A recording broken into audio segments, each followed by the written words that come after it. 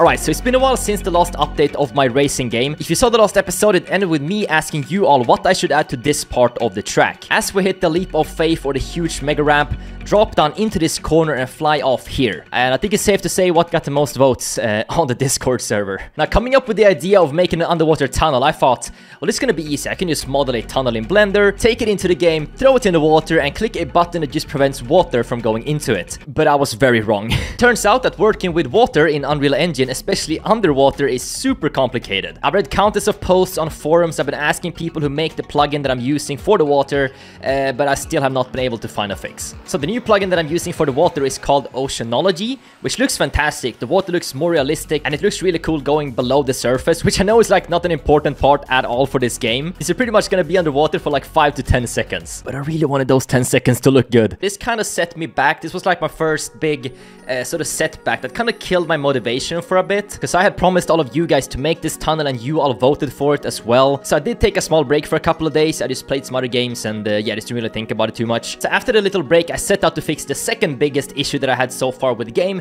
which is to have an accurate timer system, as well as working checkpoints that you can just easily spawn back to, which I actually managed to fix just a few days ago. Right, so finally, after spending way too long on trying to get a working timer, and finally, yesterday, I managed to put this together. So as you can see, we spawn in, the timer is stopped, we go over the starting line, the timer begins, and it's very, very accurate. It counts all the way down to the milliseconds, the thousandths of a second, or whatever, which is something that I really wanted, because I do want to have like a little contest for you guys once you get to try the game to set the best time. So having a very accurate timer, I think, is very important. Now, another thing that I wanted to add was, since I can activate slow-mo on this game, I want the timer to, of course, act accordingly. So when I go into slow motion, the timer also slows down. Now, this was not possible with the old timer that I had set up for my very first game, so I had to go in and make a very advanced timer to finally get this to work. And once we make it up here, this is actually a checkpoint, which means that I can now just press R, and it's gonna spawn me right back, right in front of it, and I can just keep on doing that. Whenever I fail, just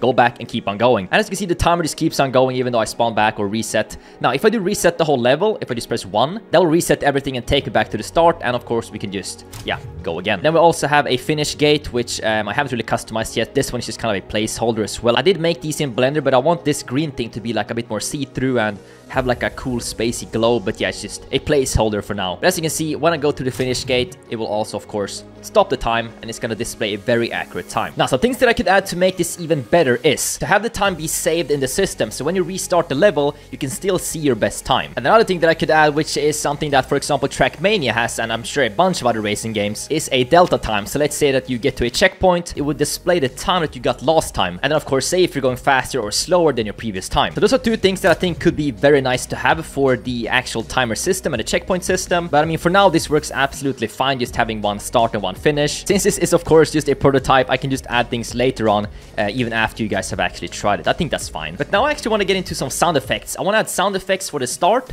the checkpoint, and the finish line. So let's swap over to FL Studio and see what we can do there. This is actually kind of satisfying, this sound. Oh. Okay, I'm gonna get distracted here. Just gonna make like an EDM banger. We need to make sound effects. I like this sound. I want it to be kind of a happy sound, you know? That's a pretty good checkpoint sound, right? Success. We don't want it sounding like that. I want to find like a swoosh sound effect to like add on top of it. Kind of like that. That sounds kind of satisfying, right? Okay, so that's a checkpoint. That can be nice. All right, so start, checkpoint, finish. Let's get these into the game. Right, first sound effects test. Let's see. Nice. Nice. Nice. Dude, that's nice. I really like that. So that is the checkpoint system done then, I think. Like I said, I'm gonna add some opacity to the glow. Maybe make it like a bit smaller, kind of like the checkpoint. So like maybe cut this in half here. So yeah, that is timer system with checkpoints complete. All right, plan for today is to work on the next section of the track. So after you go out of the glass tunnel, you fly all the way up here, which am I gonna make? Oh, I just made it. Nice.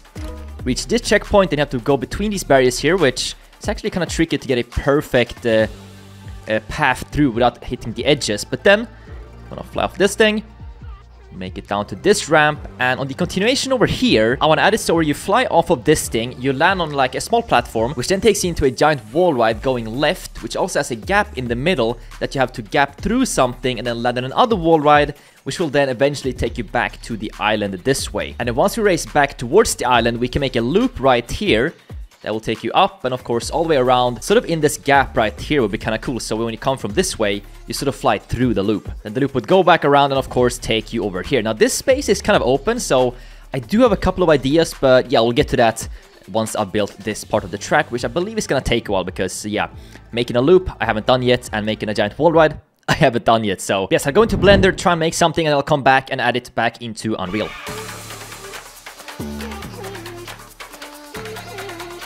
Alright, it only took like, what, 3 hours to get this wall ride jump. Took so long because I had to learn so many new things in Blender, which is good though, because then I can use it further on. I basically learned this whole new technique of like using a very basic shape and then turning that into a very smooth one that I can then import into Unreal. So let me show you guys how this now works. We're just gonna spawn up here on this checkpoint.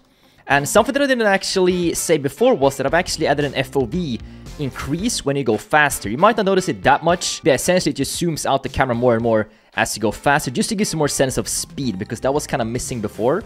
But as you can see, we now have this gap right here. We have to turn, get a good jump. You kind of have a lot of landing space to actually go on in case you have like different speeds and stuff. Now, jumping off of here, we don't really go down here, which was kind of the main idea. Like I said, I was gonna have a loop going here. As you can see, the FOV will increase up to like 200, and then it's just gonna slowly like increase. If you go like up to 300, 400, I haven't actually gone 400 yet, but yeah, I think 330 is like max that I've seen down in the water pipe. But it is getting pretty late, so I'm gonna sleep on that. I didn't really make too much progress today, not as much as I expected. Okay, so I actually stayed up a bit later than I expected last night, because as I was learning more about modeling in Blender, I wanted to add these parts to the track. So I'm now really happy with how the wall ride gap turned out. I also ended up making some other pieces, such as these rings that we can just place on cool spots throughout the map. I also upgraded this little gap that I had in the beginning, and I also added it to a second spot on the map as well, such as the gap right here, which of course also glows in the dark. I think these rings over here I can make way smaller, so it just looks a bit cooler. But yeah, it definitely adds some more feeling to the map. Just having some small details like that definitely helps. Oh, just managed to get past the barrier there. Checkpoint. I think I might be able to add something here on the Leap of Faith too, as you're in mid-air. I don't know, it might be kind of cool just to have it be floating in mid-air like this, but we'll see what I add later. Now, the Mega Ramp or the Leap of Faith could definitely use some work, because it can sometimes be a bit inconsistent. As you can see, this time, I'm not really leaning forward too much, so I'm kind of gonna slam into it. Which was fine that time, but sometimes you can spin out, so I need to look into the ramp there to see how we can make that more consistent. See, everything is great until, well, the freaking water. Yeah, I'm gonna try and see what I can do about that. If I can't figure out a fix for the water, then I'm gonna have to make something else over there, but I'm still gonna use the tunnel. But here is the new part over here as well. Super happy with this bit. Love the effect when you fly through those rings, which also glow at night, which I can show later. Then you transition back into the track. It's steep here and here. I'm gonna add a loop. Seeing as how this idea didn't really work as expected, I definitely want to make a loop over here. And this feels like a pretty good spot to do it. Yes, I'm thinking we have a gap right here. We fly down into the loop. Yeah, we can maybe make the ramp go up here. Maybe have a bit of a cool angle, so the twist up into this section. Go back down through this little gap right here. And honestly, I think I'm getting pretty close to the end. I was aiming for the track to take about 2 minutes if you go full speed throughout the whole thing. And I'm pretty sure that I'm almost there. So yeah, I want to add the loop, a high speed section, and a cool ending. And then it's pretty much complete. Well, the track. Then I have like so many things that I have to add as well. I think we're gonna go back into Blender, try and make this really cool loop here. Maybe add some stuff like details on the ground here as well. Also, I've saved every piece that I've made so far for the racetrack here in Blender. I did experiment a little bit yesterday with making a loop, but yeah, this one is not gonna work for this part of the track, I think. I'm just kind of freestyling here. It was a bit tricky to get a perfect loop. We could try it, and then obviously I'll just have to go back here and tweak it a little bit. Yo, this does look pretty sick to actually have the loop going around here. There's also like a little jagged edge right here when I combined the two meshes. I'm not sure if I'll make it across this bit clean, but yeah, there's only one way to find out. I've only tried a loop once, and I could barely make it around, so we gotta have to hope that the scale of this thing is accurate. Here we go, first try. See if I can line it up. Oh, we need to move it a lot. That needs to be moved a lot. I don't want to move it forward too much because I want it to sort of wrap around the other track piece. So if this doesn't work, we're just gonna have to... Oh god. We're just gonna have to make this track piece shorter right here that I fly off of. so we don't go as far. But let's see. That looks... Oh my god. Yeah, this happens as well. Sometimes the car goes crazy when you get like a super high speed impact. See, I'm probably gonna tweak that a little bit just so it doesn't freak out like crazy. All right, after numerous variations of the loop, I think we do have a working one. Now, there is one problem that happens, and that is with the camera. So, I have actually been thinking about adding a sort of first-person camera or a hood cam to the car. So, potentially, what we could do is, when I get close to the loop, I think I could have some sort of like trigger system that will activate a different camera when I'm entering the loop. Because you guys will see here, we're almost going 400 kilometers per hour. And right here is kind of hard to see where you're at. Yeah, it does work. So what I'm going to try and add is potentially just add a trigger box somewhere here and route that to swap cameras. And then as we go around the loop, and let's say we go over here, we would have a second trigger collision right here that would go back to the third person camera. So yeah, I'm going to see if I can add that. Alright, that was easy. I found a good tutorial about it. Now we can actually press V for view. And we're in first person, which is completely locked to the front of the car. It's kind of like above the windshield almost. Which, by the way, I want to give you guys an update on the car. So, as some of you guys may know, this is like the first official car model that I ever made in Blender. Now, since the last episode, somebody actually reached out to me who is very good at making car models. And there will be a much more detailed version of this car with some cool tuning as well. So yeah, this won't be the final version of the car. So yeah, that will also help with the first-person camera looking a bit better, because right now you can kind of see the small artifacts there in front of the tires. They're sort of clipping into the car.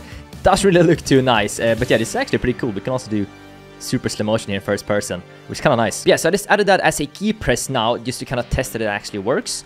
So the next step is gonna be to, oops, oh, there's no way. Precision stunt, we landed up here. So yeah, the next step now is just gonna be to figure out how to make it swap automatically once we get to the loop, which I think is gonna be quite easy. Let me show you guys how it looks in the loop, so we can swap right here. I set the FOV to like 120 just to make it a bit cooler.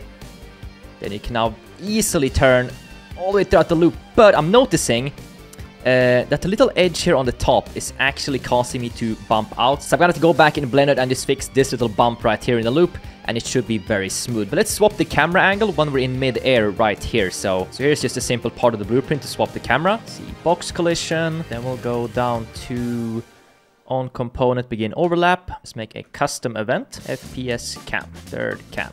Set active, connect that. I'm actually not sure if this will work, but it's worth a shot. Let's go back to cam switch 1, cast that to the car, and then FPS cam. If it works, I'm gonna be really happy. Let me just first try and see if this still works. Yeah, we can still swap it. All right, moment of truth. I'm not gonna touch. Let's see. Didn't work. Maybe I need to tick new active. See if that was it. Oh, it worked. Let's go. Was this one little box I had to tick. And there we go. Made a loop. Ah, it turned a bit more. Yeah, the turning gets less sensitive when you go faster, of course, so you can't just turn super quickly when you're going fast. So I just kind of had to hold it down, I think. But okay, that's great. So now we can just go to the end over here. Just swap back over there. Let's see if this works. And yeah, the reason why I haven't added like skid marks or car sounds and stuff like that is because, like I said, I'll be getting a new car. So I'm just gonna hold off on that until I have that one, just so I don't have to do it twice, you know. So this is just kind of like the test car for now, before we get the nice one in here. But let's see if this works now. Automatic swap on this jump. Boom. Let's see if we can make it around, even with a weird bump here. Yep. And then we missed the other one. Come on. Let's see. Didn't swap back that time. Ooh, I think maybe I need to do this to get a second set active, which will then be the first person camera. And we will connect that and make it not active. Maybe.